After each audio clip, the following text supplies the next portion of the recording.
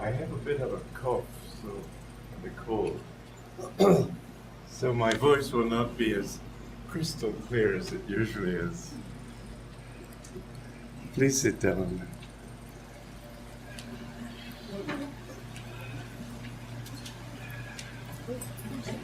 As you know, I'm leaving a week from next Monday, and I'm going to be gone a little longer than I hoped. I planned to come back at the end of August, beginning of September, but now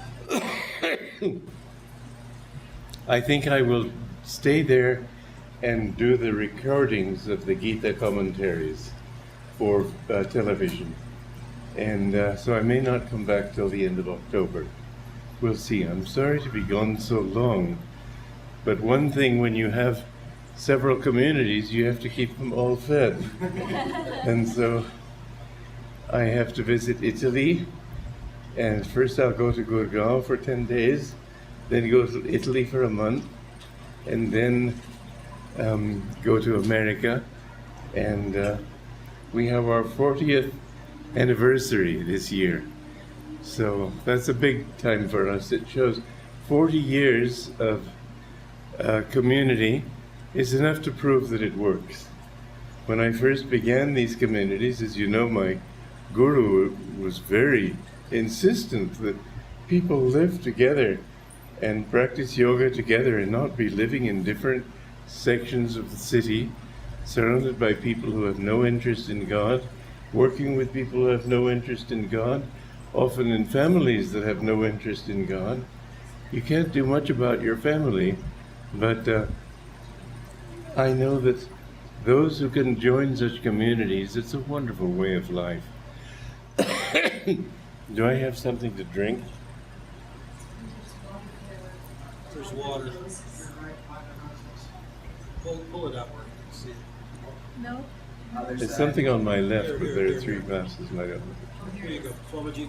Okay. Thank you. And so,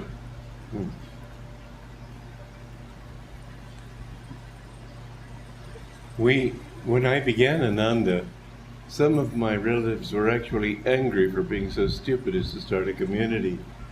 Most people said it's not possible. And even now people think it's not possible, but they can't deny that it exists. So, excuse me. When my guru first came to America, from the very beginning he was talking about people living together and sharing, living for God. And I remember this one thing I wrote in my book, The Path, about the time in a Beverly Hills garden party. And it was really, I have to admire his courage, because a garden party in a very wealthy area, he was invited to this place which was owned by the Guggenheims, which are one of the wealthiest families in America. And when he got up to speak, there were 800 people there. I have never in my life heard such a powerful talk. And he was just telling people, don't waste time. And these people who had come to hear, expecting him to say, well, thank you for this nice day, and thank the hostess, and thank all your guests, and it's been a lovely afternoon, and when you go home, I hope you'll remember it, or something of that nature. He gave them the most powerful talk I've ever heard in my life, and I think they must have been frightened out of their wits. But he was very determined. He said, I am sowing my thoughts in the ether, and my words shall not die. He spoke with that kind of power. And I vowed that day that I would start such a community myself. It was not a new idea to me. When I was 15 years old, I first had the idea myself. And so it was a corroboration of what I felt that I wanted to do. When I was young, and I tried to get people interested in joining communities, they were interested until they found out that I was serious, and then they all dropped off. I was the only one left interested. But finally, we did start Ananda. I had to I had to pay all the expenses myself at first. I had to go around teaching classes. I didn't charge much, but I had many students. And so I charged for every class. I felt that it was right that people pay for what they get, because I found that when I didn't ask them to pay, they didn't take it seriously. When you buy something, you take it more seriously than if it's given to you. And so I found that it was from the time when I decided I would charge, because I wanted to earn the money to build this community. So I didn't ask much. I asked $15 for one course in Hatha Yoga, or $25 for Hatha Yoga and Raja Yoga. And I gave a course of 6 weeks. But I had at the end there about 300 students, and it added up. My income was about $50,000 a year. And all this money went to build Ananda and pay for the land and everything. So in the beginning, of course there was a lot of skepticism, and many people who came sort of thought, well, who knows what it is. But gradually I drew important people, important in the sense that they were sincere. And bit by bit you can see the people I have with me here now. They're more recent than then, but they're all very sincere people. What we've found through communities is that it's much easier to live for God when you don't have everybody around you living for Maya. We've bought land here near Pune, and I hope very much that all of you will take an interest in living there. It's a new thing in India, and I have to say this. America was an easy country to start it in the sense that the American temperament is basically cooperative. They've had to build America by working together. In India, you have a land of disunity, and it takes more time. In Italy, it's the same thing. In Italy is sort of a land of disunity. And for quite a long time, people in Italy thought of their family as their relatives as their family. But now many, many, many Italians are coming, and they think of Ananda as their family. It is a wonderful thing when you can. We're not a monastery. We are happy to have monks, but we have everybody is in a sense a monastic, because everybody is living for God.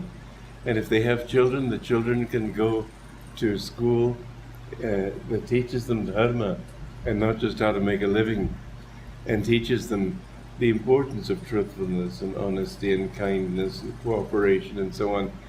And one thing about our students, there's one girl up in Gurgaon, and she's the daughter of a very devoted member of ours up there. But she was very sort of down on everything her mother was doing, quite sarcastic and full of cynicism and skepticism. But somehow she agreed to go to Ananda village in America, in California. She came back absolutely changed, completely radiant and beautiful and eager to help people. This is the kind of spirit I would like to spread in this country. And it may be more difficult for Indians to take to it as it was in Italy. But in Italy we have 100 people living there now, and give or take 1 or 2, I don't know. And it's something that I hope very much we can accomplish here with your help. I don't want it to be an American thing, and it's up to you to help make it an Indian thing. In fact, I want you to understand my attitude. I feel that India is the guru of the world. You may not be the gurus of the world, but you come from a tradition that is. There is something in the soil of India that will push you toward God even if you're an atheist. There's something here that is divine. And I think that, as my guru wrote in his poem, My India, I am hallowed, that means I am blessed. My body touched that sod. Don't waste another incarnation. The Omar Khayyam wrote his Rubaiyat, and everybody thinks of it as a love song, but it was a deeply mystical work. And in that work, my guru explained it from inside. And he said that Omar Khayyam said that many people who are pushed out into Maya at the beginning of a day of Brahma are still wandering at the end of a day of Brahma. How many days of Brahma do we continue wandering in delusion? We must get out of this. The Gita says the same thing. With every fresh day of Brahma, I throw all these souls out again. It's amazing how many lives we can live. Until you reach the human level, you go through 5 to 8 million lives. But once you reach the human level, it can be many more than that. Because with the human level, you've got the intelligence to make all the errors you want to, and to justify them, and to say, well, of course it's right to do this, at least I don't do that. And if this person isn't satisfying, that one will, and so they go on and on and on. Get away from my ocean of suffering and misery, is what Krishna says. And these communities are a way of living for a higher purpose. Life is not just money. Life is not just pleasure. Life ultimately is, and everybody has the same desire. All of us want to get out of suffering. And the thing with this world is we always remember the pleasures and think, oh, maybe I can get that pleasure again. Maybe I can have that moment of happiness again, and so on. The way that God created this universe, He could not have done it in any other way, was to create from that oneness duality. It's like a tuning fork. It has to move in opposite directions from a state of rest in order to produce sound. And spirit, which is one, has to produce creation, has to vibrate in opposite directions from that state of oneness, like waves on the ocean. No matter how tall a wave is, it never changes the level of the ocean. The ocean remains the same, but the waves can go up, and every time a high wave is there has to be an equally low wave or trough. And so for every pleasure, there has to be a pain. For every success, there has to be failure. And you keep looking toward the next success. You won't keep it. You can't keep it. There's nothing in this world that you can keep. There's only one thing, and that is your own self. You go with this self through all these experiences, and finally you realize the purpose of life is to know who I am. We travel. I have traveled all my life. First time I took a long trip was when I was 6 months old, and I haven't stopped since. My parents took me from Romania to America. You don't find it out there. I've traveled because I have to. But many people think, oh, let me have this experience, let me go to that one, let me have this different job. All the things that they look for. They never find what they want. All the pain and suffering in this world is just an inevitable aspect of this world. For every plus, there has to be a minus. For every up, there has to be a down. For every rejoicing, there has to be suffering. You cannot beat the game. It's like the Shakuni in the Mahabharata. It's a gamble. As long as you get into that gamble, you will never get out. Because he's dishonest. Maya is dishonest because it never keeps its promise. You think it's going to give you something, and it gives you nothing. So what you need to do is accept who you are. You are not a man or a woman, an Indian or an American or whatever. You're not rich or poor. You're not a person with these qualities. Deeper than that, there is a subtle you that never changes. Something in your eyes always remains the same over millions of incarnations, billions of incarnations. But ask yourself truthfully, do I want to go on for days of Brahma? How long is the day of Brahma? Several billion years. It seems so short when we're living one. But to think of having to go over it again and again. A friend of mine went to Israel and met a lady who had studied about reincarnation. And she said, and guess what? We get to come back. Well, fine. Most people want to come back. They'd like what they're doing. But just imagine it stretching out to eternity. There's got to come a point where you think this is enough. And the beautiful thing is that when you find God, you find everything you ever wanted. Nothing else satisfied you, but those who find Him, none of them say, oh, what a disappointment, another scam. No. They're willing to give their lives to help other people because they know that this is what life is all about. We came from Him. We're not this body. We're not this ego. But God in each one of us, this is the incredible thing, each one of us is different. We may have been pirates in the last life, or some past life. I suppose we were. But I was a different kind of pirate from you.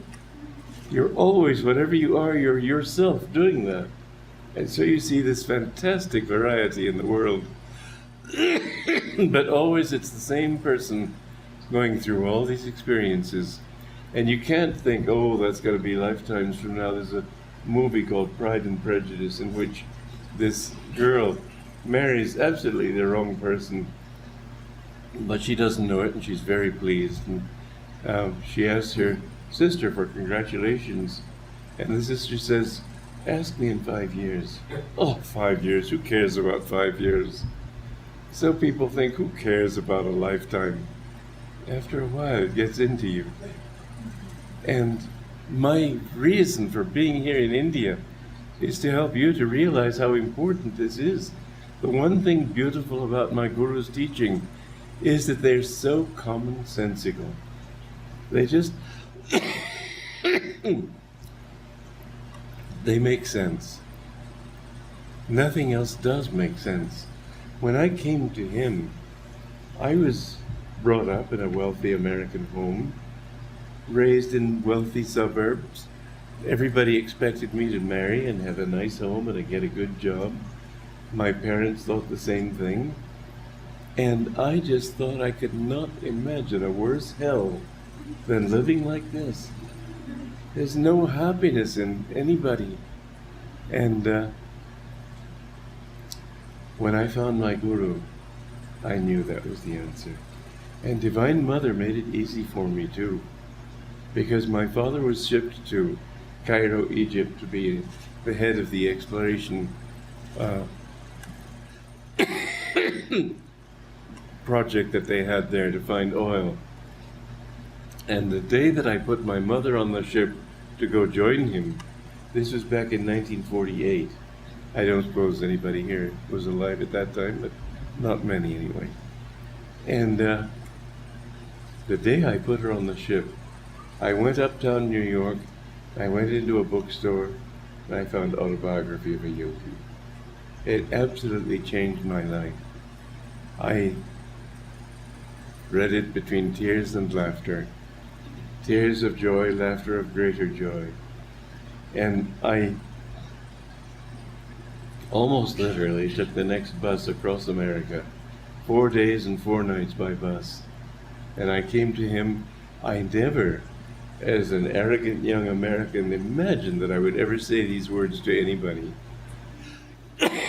But the first words I addressed to him were, I want to be your disciple. That was more than 60 years ago, and I have never regretted it for a moment. One of the thoughts that I had that drove me to him was the feeling that there's so much suffering in this world, and I myself am no more immune to it than anybody else. I could make the wrong mistakes and become a murderer, a drunkard, who knows what kind of person. I felt the desperate insecurity of this world and the equally desperate longing to help others to get out of it.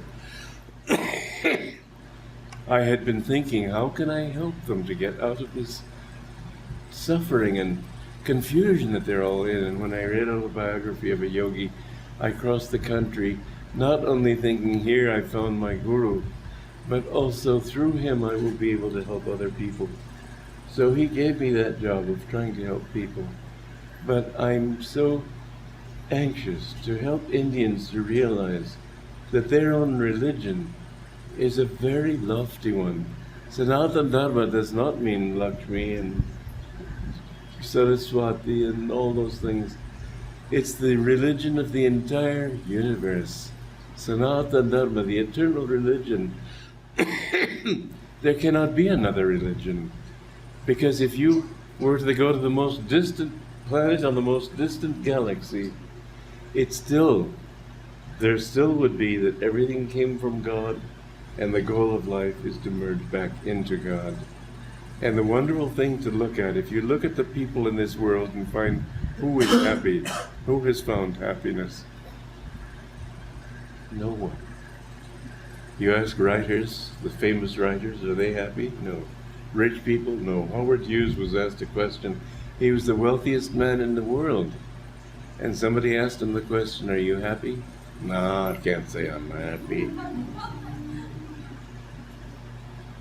People who look for pleasure, who look for fame, look for money, none of these things give them. Look at the people. But there is one class of people who have found happiness. And so much so have they found it that they're willing to offer their own lives to help other people to find that happiness. And that is the saints. The wonderful thing about my Guru's teaching was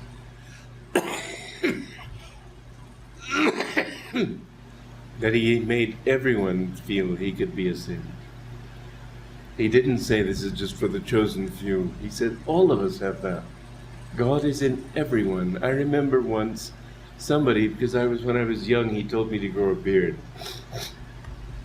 And in those days, men didn't grow beards.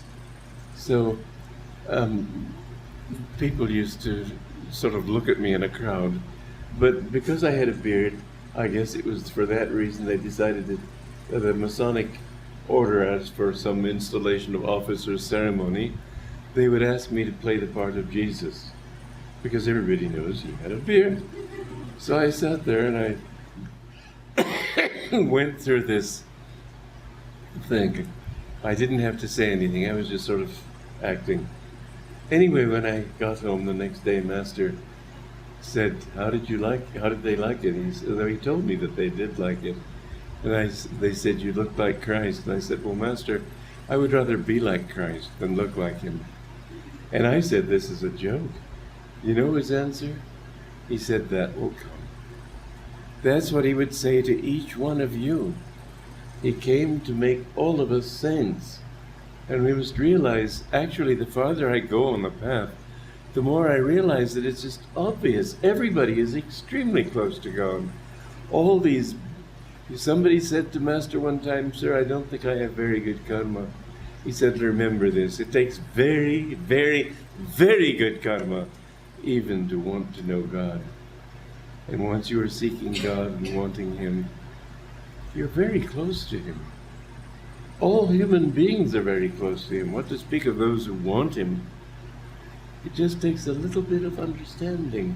And so I'm pleading with you to think seriously about this. This path is a very important path. It's not just one more teaching. The beautiful thing about Master's teachings is that they're so down to earth. They relate to every aspect of life. And as his disciple, he told me to write. I said, sir, haven't you written all the books that could be written about the teachings? He said, don't say that. Much more is needed. And I came to realize over the years that yes, we need to show people in every walk of life how including spiritual principles will perfect that life. If you are a businessman and do it in spiritual attitudes, I've written a course, Health, Success and Happiness Through Yogic Principles. I wrote this book because I was dying of double pneumonia up in Gurgaon, and I was hardly conscious. And the doctor came into my room in the hospital while Dharmadas was reminding me how they had to carry me out of the house on a stretcher. And I couldn't walk down the stairs. This doctor came into my room. Well, you know, doctors usually come to help you, don't they? His question was, "Sir, can you help me?" I thought, well, I don't know, I was barely conscious. And he said, "I have a son who's was in college in Canada, and I have many expenses. How can I succeed and be completely dharmic?" And I said to him, "Well, I have found in my work that by rigid adherence to Dharma, I have been able to succeed as most people cannot." But I was not a good advertisement for success, lying there almost unconscious. And I think he left there being very skeptical. So the next day, I told people who came to help me, I must write a course on this. So it took me a year and a half. But it's a very good course too, because these are the things that I have also tried to do with my Guru's teaching. Show how, by living a spiritual life, by living a dharmic life, I've never allowed myself to cut a single corner, even when it seemed as if Ananda would fail by my not doing something.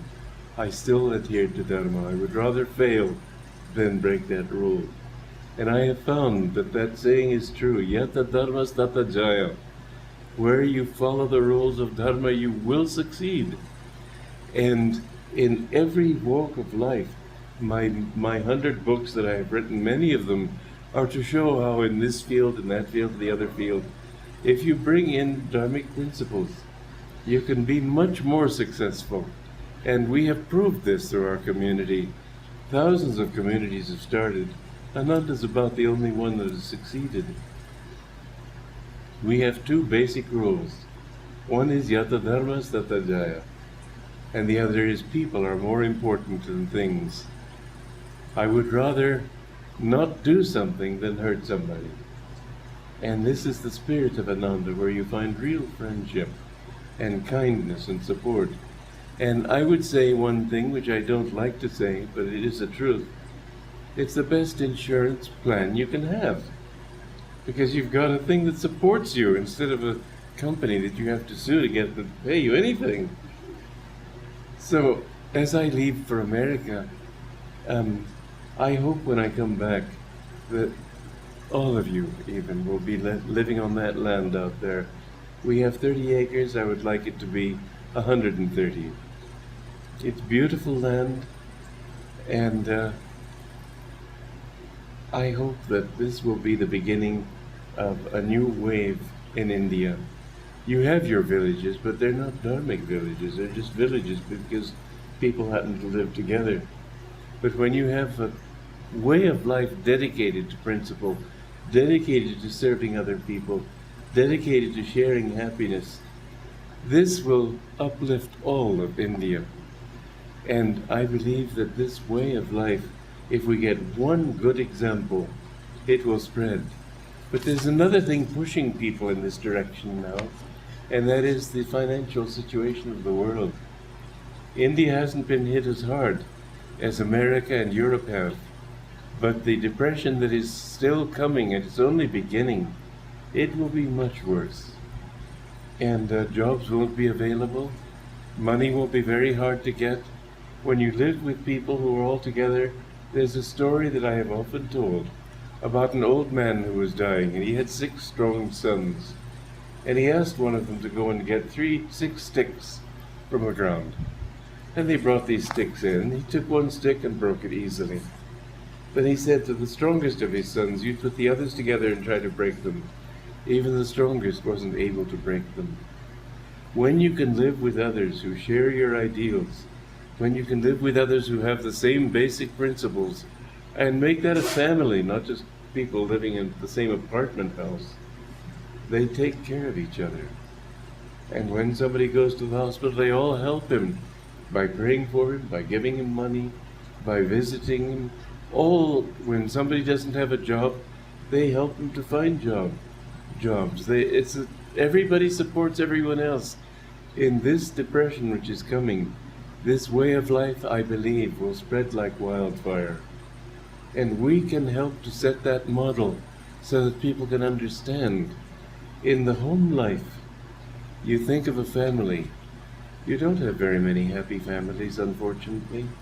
Brother suing brother, children abandoning their parents, so many terrible things. Look at how widows are treated. It's just appalling. But that does not happen with a spiritual family. And when people can live together for God, and with their final purpose being to seek God and find Him, then you have a way of life that I can highly recommend. And now, after 40 years, I can say it works.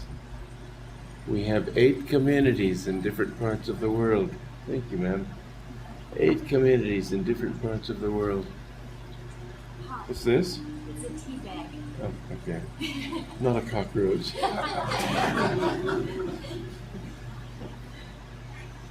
It's a little hot.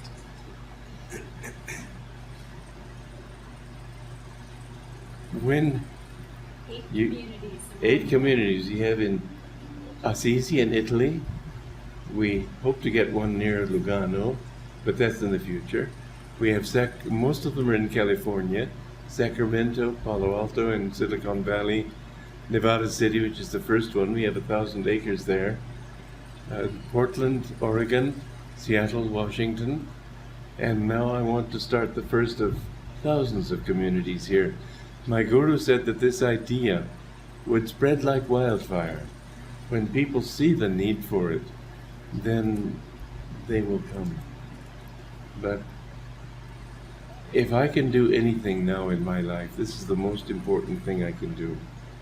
I really want to help Indians to understand. Too many Indians look to the West for their values.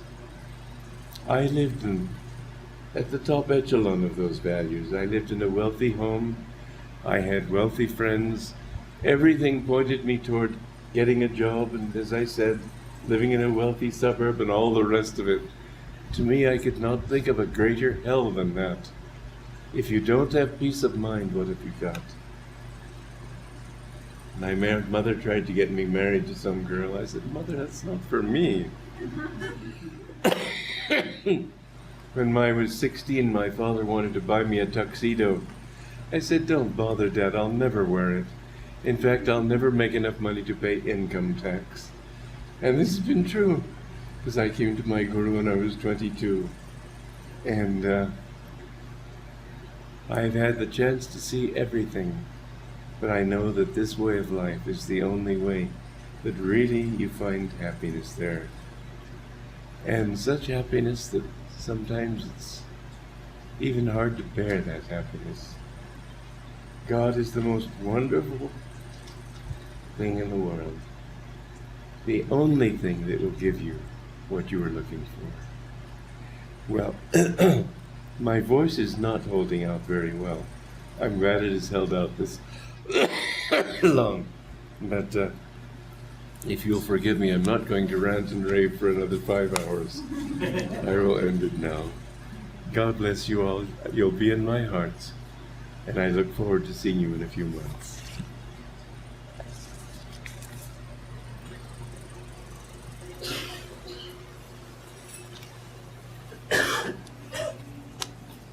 Next month is my 83rd birthday.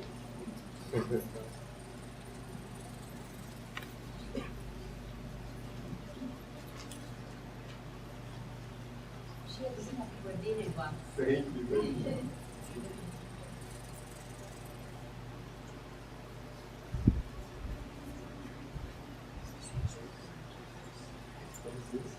Oh, thank you. Yes.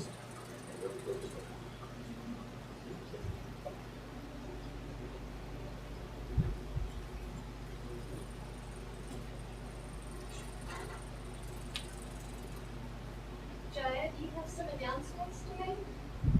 Just that tomorrow we have, as we do every Sunday, we have our satsang at the Rock Hall there in the area of Home Supermarket Choke.